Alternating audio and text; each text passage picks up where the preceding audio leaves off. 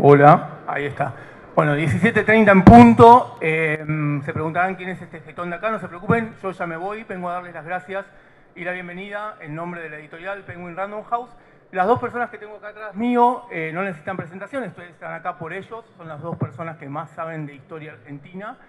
Felipe Piña va a conversar con Pacho O'Donnell sobre su último libro, El ADN argentino, y vamos a ver por qué esta es la historia que no nos contaron. Muchas gracias. Bueno, la verdad que un placer estar acá, muchas gracias.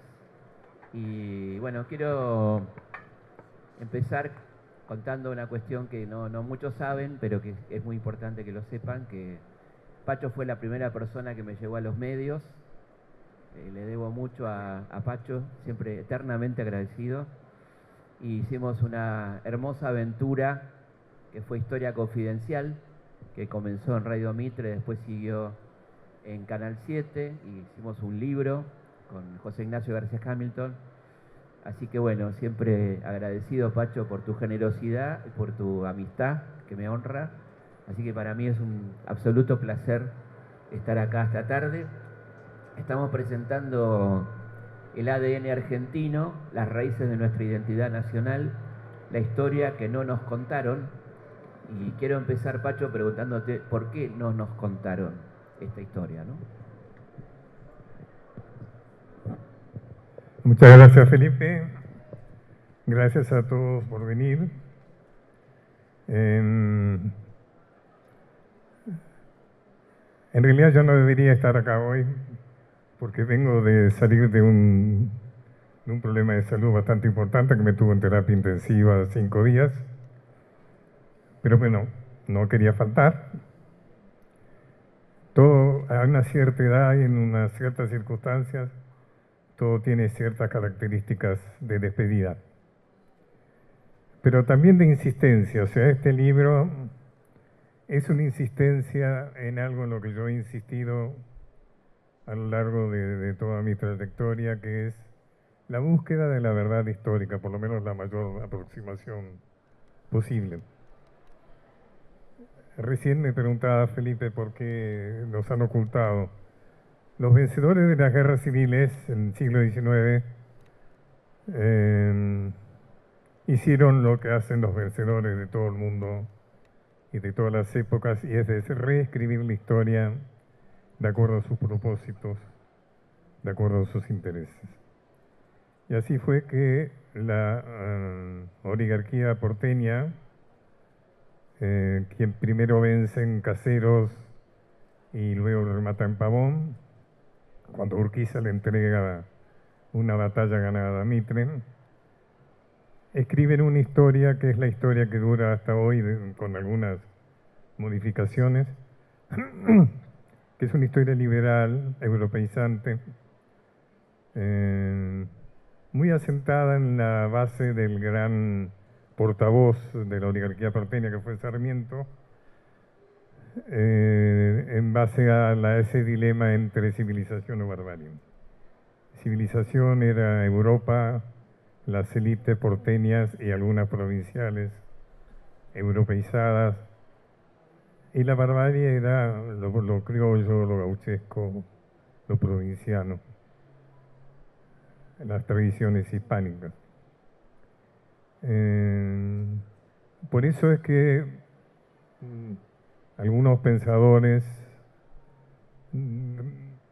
pensaron que había que revisar esa historia, que no es posible conocernos a nosotros mismos si no nos basamos en una historia verdadera.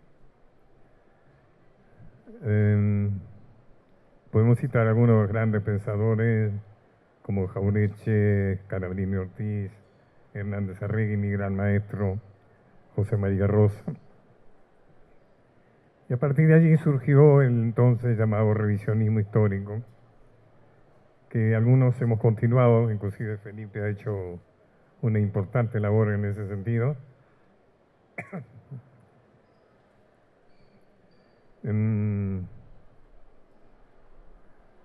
Y lo que ha hecho que la historia oficial, la historia que siempre nos han enseñado, que nos han contado, haya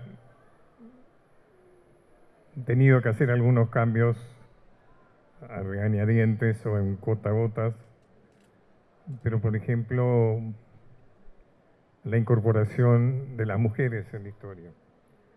La historia liberal, la historia oficial es una historia de hombres, contado por hombres para hombres.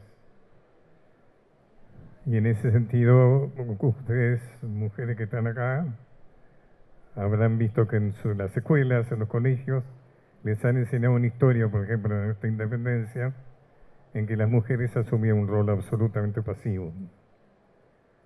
Cuando no es así, o sea, yo tuve el honor de escribir la biografía de Juana Zurduy en 1995, donde se puso claro que hubo mujeres que pelearon a la par de los hombres, arriesgando sus vidas y sus bienes. Y creo que ese es un libro que abrió el tema de que hubo muchas Juanas. Felipe también escribió un libro sobre las mujeres. Mujeres tenían que ser, pero también rescatadas a muchas mujeres. Inclusive el libro de Güemes lo llamás Los Güemes, o sea, le incorporás a Macacha Güemes. Bueno, eso es lo que de alguna manera es un trabajo de minería, diríamos, de rescatar aquello que está debajo de la tierra, aquello que no nos quieren mostrar. Un ejemplo sería, bueno, tantas cosas escamoteadas, ¿no? Vos estás por presentar una novela sobre un tema escamoteado, que es todas las tratativas que hubo en Buenos Aires mientras San Martín, Belgrano, Güemes pensaban que podían vencer a España en el campo de batalla. Había tratativas en Buenos Aires para traer príncipes, ¿no? Y volver a coronarlos, acotados, supuestamente acotados por una monarquía constitucional, pero algunos proyectos llegaron muy lejos. Nos vas a contar un poco ahora el tuyo. Sí, bueno, en el libro de Pacho está muy bien contada la experiencia del llamado negocio de Italia, que es un poco el tema de mi novela, pero cuando quisieron coronar a Francisco de Paula o cuando hablaban del príncipe de Orleans. Y es muy interesante decir que hubo un Manuel Belgrano que propuso una monarquía incaica, ¿no? Que ya que vamos a coronar un rey, porque había una idea monarquizante después de la caída de Napoleón, él dice, coronemos un inca que no era cualquier inca, era el hermano de Tupac Amaru, que estaba preso en ese momento en España, ¿no? Vos lo contás muy bien en el libro, ¿no? Un rey en hojotas. Un rey en hojotas, decía Anchorena. Los diputados porteños se pusieron muy nerviosos con esta posibilidad de un rey inca. Y fíjate qué interesante porque Belgrano logra finalmente que se termine el debate monárquico. No se discute más la monarquía, ¿no? Fue tal el escándalo de la propuesta del Inca que bueno. A mí me pareció muy linda. Ustedes saben que Pacho fue embajador en Bolivia y yo creo que en ese momento de tu vida tomaste un contacto muy fuerte con todo lo que fueron los guerrilleros altoperuanos, muy desconocidos para la historia argentina, pero que fueron claves para nuestra independencia. Estoy hablando de Juana Zurduy, Manuel Padilla, el cura Muñecas, el Moto Méndez, bueno, gente increíble, Ignacio Warnes, que acá lo tenemos como la calle de los repuestos, ¿no? Pero era un tipo repuesto, muy puesto. Y también hablas del coronel Aguilera, el verdugo. Contanos un poco de esa historia tan impresionante, ¿no? De la guerrilla en el Alto Hay como Perú. una especie de expulsión geográfica, ¿no? O sea, el hecho de que los caudillos altoperuanos que fueron Mitre, que tienen mérito de ponerlos en superficie, dice que al principio de la guerra de independencia eran 190 y tantos, y al final quedan 9, que combatieron con honor, con sacrificio. Sin embargo, nuestra historia... Una ¿sí? cosita, quedan 9 no porque hayan desertado, sino porque los matan. Es Exacto. importante la aclaración. No. Es una masacre directamente, ¿no? Sobre todo quedan a merced del ejército, paradojalmente, cuando San Martín decide ir por Chile, entonces ya no quedan defendidos, diríamos, por los ejércitos porteños, abajeños, como le decían.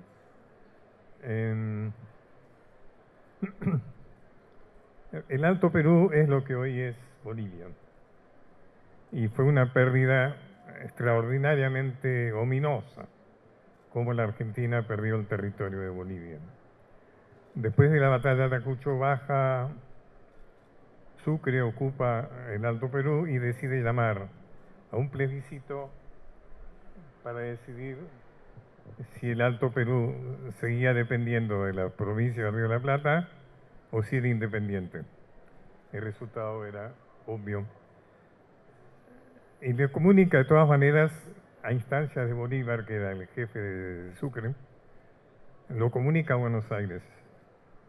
Y Buenos Aires unitario, el Buenos Aires de Rivadavia, le contesta, haga lo que quiera. Hemos perdido esa provincia extraordinaria, que nos haría, por ejemplo, bioceánicos, porque Bolivia es un país oceánico, después con el Chile perdió, pero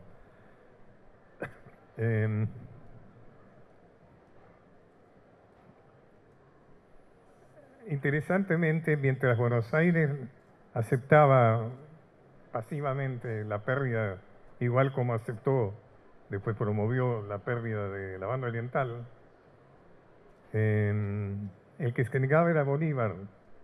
Le decía a Sucre que el Alto Perú era parte del virreinato de Río de la Plata, como da otro ejemplo que no recuerdo. Y Sucre le insiste y le da un argumento que es muy difícil rechazar. Le dice, el nuevo país llevará su nombre, Bolivia, ¿no? O sea, se va a llegar su nombre, República de Bolívar. Bueno, finalmente ante la indiferencia de Buenos Aires, y eso ha hecho que históricamente los caudillos altoperuanos que pelearon por nuestra independencia, cuando el Alto Perú era parte del Río de la Plata, de las provincias, es como si hubieran sido dejados afuera de nuestra historia, ¿no? Lo mismo pasa con Juana Azurduy. Juana Azurduy, hay todavía quienes piensan que es una heroína boliviana. No, Bolivia se separa en 1825. La actividad de Juana se desarrolla antes de esa fecha. O sea, cuando ella pelea junto con nuestros patriotas por la independencia de las Provincias Unidas, de la cual el Alto Perú formaba parte. Efectivamente son figuras extraordinarias que todavía quedan por rescatar, ¿no? Además, Juana es nombrada generala por Manuel Belgrano, del Ejército Patriota, ¿no es cierto? Exacto. O sea que fíjate que es una heroína nuestra también, ¿no? Y en la nota que Belgrano le dirige a Pueyrredón, pidiéndole que la nombre a Juana, le dice, le enviaré próximamente le enviaré los nombres de otras mujeres. Claro. O sea que había otra mujer. Y ahí estaba María Remedios del Valle, la Claro. capitana, la afro, ¿no? La gran combatiente afrodescendiente que también fue oficial de Belgrano, ¿no? La capitana, que era porteña y negra. Increíble. Eso es importante también, el papel de los afrodescendientes, ¿no? Totalmente. Y hablas de este tipo, ¿no? Del coronel Aguilera, un tremendo asesino, ¿no? ¿Perdón? El coronel Aguilera, que fue como el gran asesino, ¿no? El carnicero del Alto Perú. Coronel Aguilera, muy eficaz, hombre americano que luchaba a favor de los realistas. Yo digo realistas y no españoles porque la guerra de independencia fue prácticamente una guerra civil, una guerra entre americanos. Algunos jefes españoles como Tristán, Goyeneche, Pocos. pero en general Aguilera mata primero al marido de Juana Azurduy, Padilla. el gran caudillo Padilla. Y después lo mata a Warnes. Combate de París. El combate para que es el combate más sangriento. Es interesante, voy a buscar lo que se me fue la cabeza. Hubo todo un proceso en el cual se nos enseñó a devaluar la violencia y la crueldad de nuestra guerra de independencia. Es como, lo mismo pasa con el himno. Claro.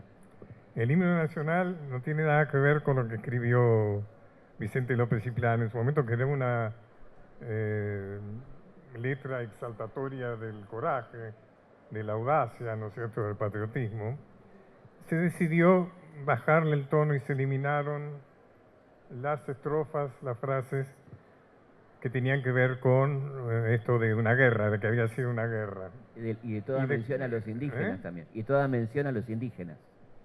¿Perdón? Toda la mención a los indígenas quedó eliminada. Exacto. Claro. Y después en el gobierno de Roca se deciden sacar todas las referencias que tienen que ver con España. Claro. Con lo cual queda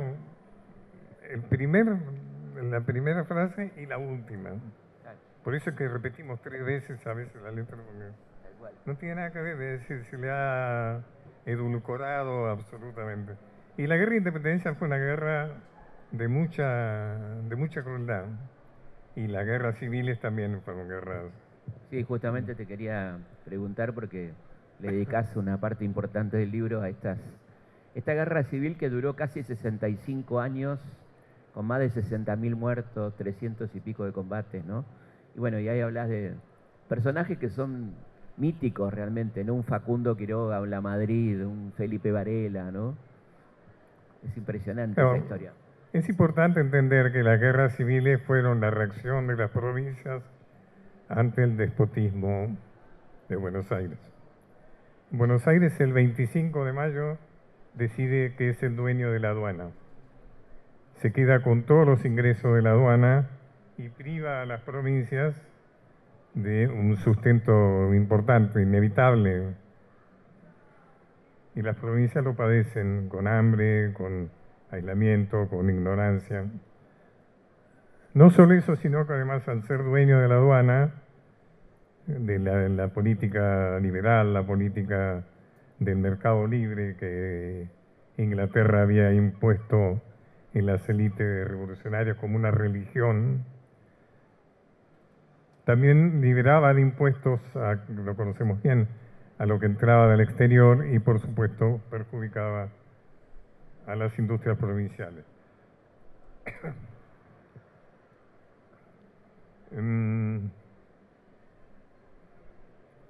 La guerra civil es sobre todo a partir de la muerte de Dorrego. O sea, la muerte de Dorrego convence a las provincias de que Buenos Aires no está dispuesto a negociar, que está dispuesto a hacer valer sus intereses por encima de todo. La muerte de Dorrego es un personaje que a vos te gusta mucho también, es una instancia decisiva en nuestra historia. Y las guerras civiles son una lucha por las provincias. Por ejemplo, Artigas, cuando lo va a ver Paz, unas memorias maravillosas, y Paz le pregunta por qué se peleaba tanto con Buenos Aires, por qué fue tanto su dinámica, su guerra, diríamos, con Buenos Aires.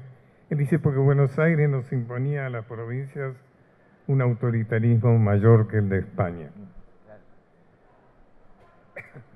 Sí, además esto de la aduana es muy interesante porque estamos hablando de rentas nacionales apropiadas por una provincia y además la aduana decidía qué cosas pasaban o no a las provincias. Por ejemplo, una imprenta, una máquina productiva, o sea, podía decidir o definir el futuro productivo de una provincia, el futuro educativo de una provincia. La aduana era un instrumento político, además de un instrumento económico, ¿no?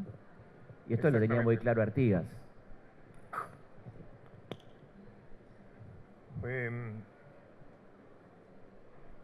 Bueno, eso está en el ADN, ¿no? Ese conflicto sigue de alguna manera claro. Persistiendo. Sí, todavía seguimos diciendo el interior del país, ¿no? Es una frase absurda, o sea, ¿por qué el interior, digamos, no? Artigas, a quien acabo de nombrar, un personaje al cual le dediqué un libro, es muy interesante. Ya en sus instrucciones para la Asamblea del año 13, o sea, que precozmente, daban la instrucción a sus delegados que debían hacer que Buenos Aires no fuera la capital de las Provincias Unidas. Inmediato a proclamación de la República, reparto de las rentas de aduana, adopción del sistema federal, inmediata independencia, ¿no? Estas cosas, el programa artiguista era muy claro y por eso son rechazados los diputados por Alvear, que era el presidente de la Asamblea, ¿no? Claro, porque la asamblea fue convocada, me estamos saltando de un lado para otro. La asamblea fue convocada para declarar la independencia. Claro, Asamblea General Constituyente, cuyo objetivo era declarar la independencia y redactar una constitución. No hace ninguna de las dos cosas. Pero ¿qué pasó? Que Inglaterra se opuso. Claro. Inglaterra ya había logrado lo que quería, el mercado, o sea, ya se había adueñado del comercio del Río de la Plata.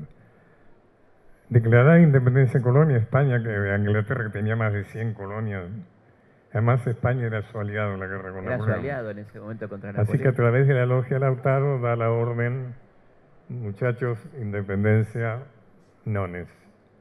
Entonces por eso la Asamblea del año 13 fue, en vez de un himno, dictaron una canción patriótica, ¿no? La moneda. Anularon los títulos nobiliarios, que no había ninguno. Claro, eso es muy gracioso porque no había títulos nobiliarios. Y después la cuestión de la libertad de vientres, que era irrealizable, porque era un niño que nacía libre en una familia de esclavos y que la verdad que no cambió mucho la situación de los esclavos, ¿no? Además eso siguió porque luego se canjeaba la posibilidad de libertad por incorporarse al ejército. Exactamente, sí, tal cual. Bueno, también te Me quería... quedé pensando en el tema de las monarquías en Buenos Aires. Eso tenía que ver con que en realidad un fenómeno revolucionario. Hay ciertos sectores acomodados, podríamos decir, que acompañan una revolución en cuanto los favorezca o en cuanto no los perjudiquen.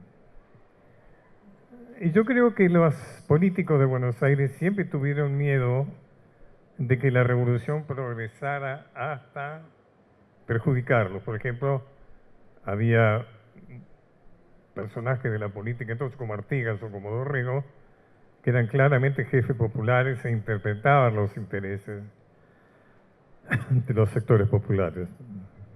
Entonces hubo varias, además de la que contás vos, que es muy interesante, la de Rivadavia Belgrano.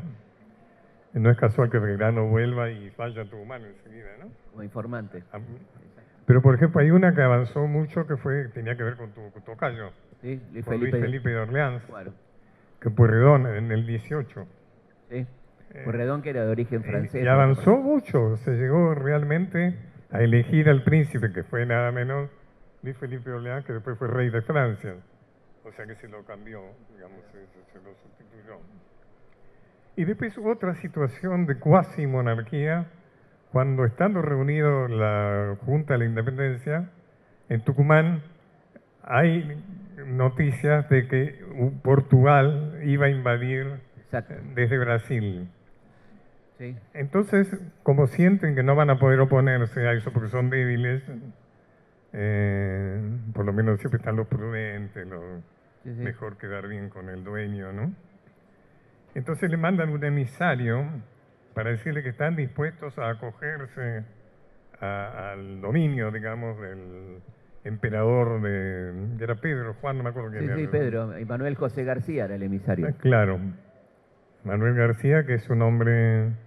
Nunca supe si tiene calle en Buenos Aires. Tiene una calle en Barracas, increíble. Calle en Barracas. Cortita. Manuel García fue el que entregó Nome Rivadavia, la banda oriental, tal cual, a Inglaterra. Esos fueron sus servicios. Y el hombre que le lleva a Lord Stranford a Río la propuesta de que seamos una colonia inglesa, la famosa carta de Alvear diciéndole que queremos pertenecer a Gran Bretaña. Claro. Esto lo hace García también, ¿no? Es interesante cómo en la historia argentina hay protegido, ¿no?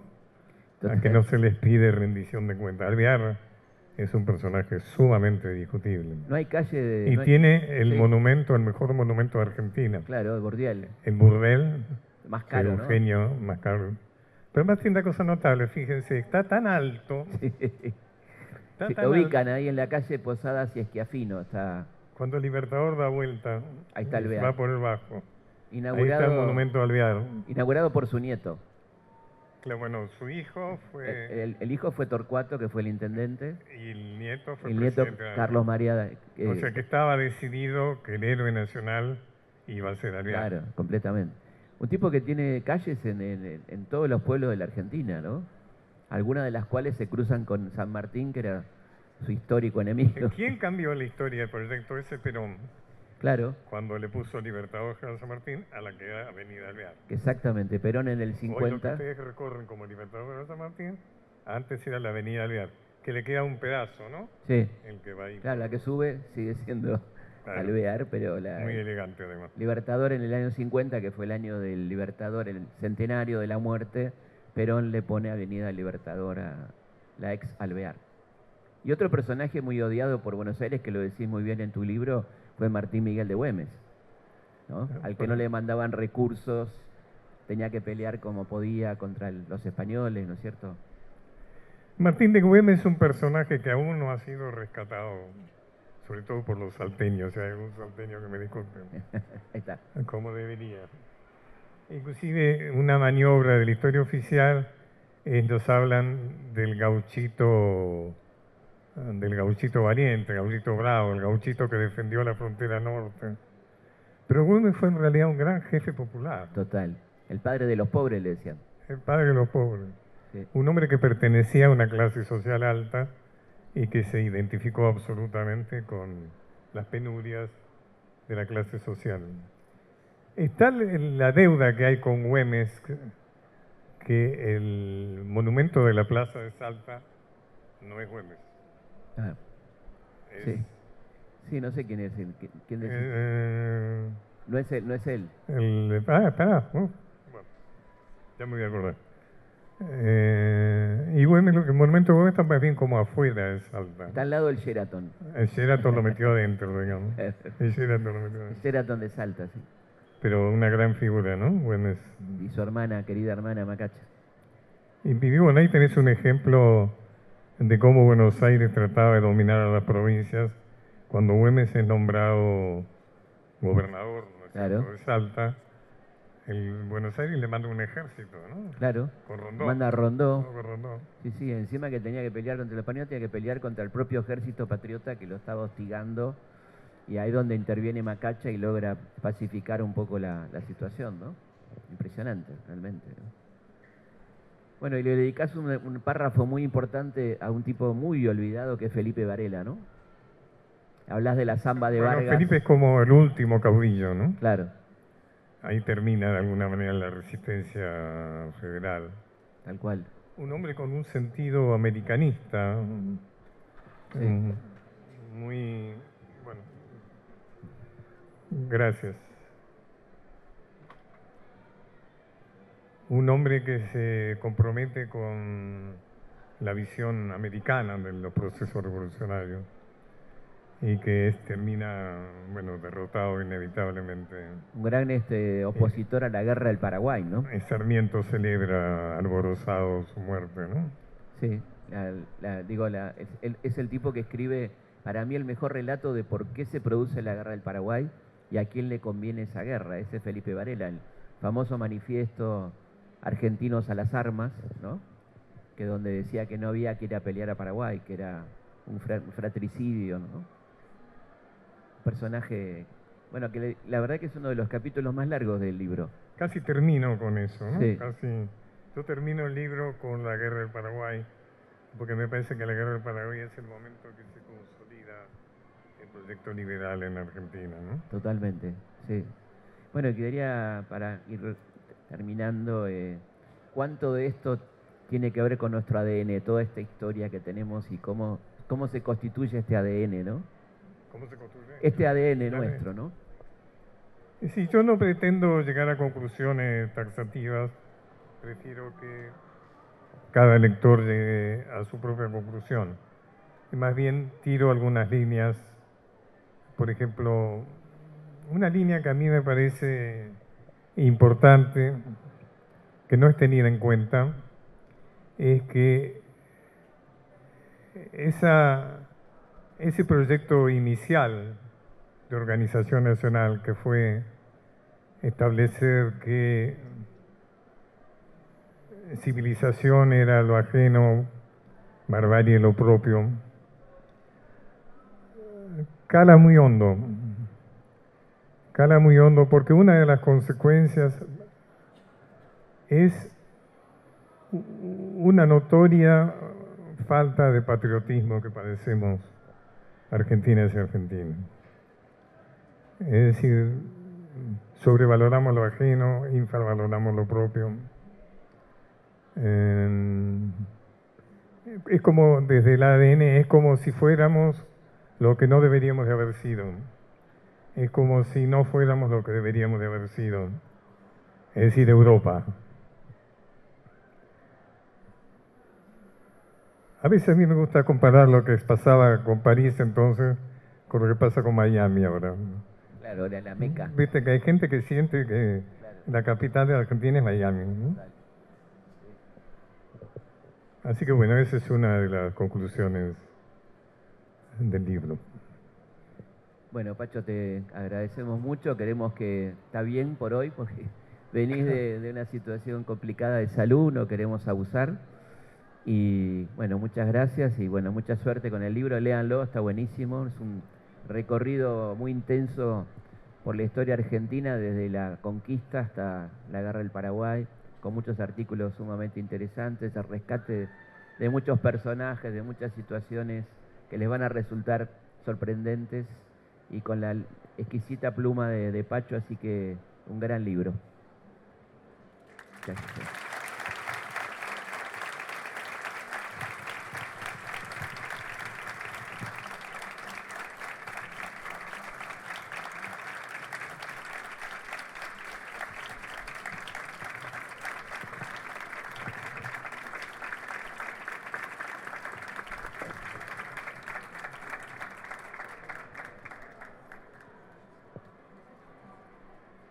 Yo les quiero agradecer mucho a todos ustedes. Le quiero agradecer a Felipe, claro. Y le quiero agradecer a la editorial que ha sido ejemplarmente colaborativa, con un gran afecto por parte de sus integrantes. A Penguin Random House, con su filial de Sudamericana en Argentina. Bueno, espero vernos, espero que nos veamos pronto. Bueno, un abrazo, gracias a todos.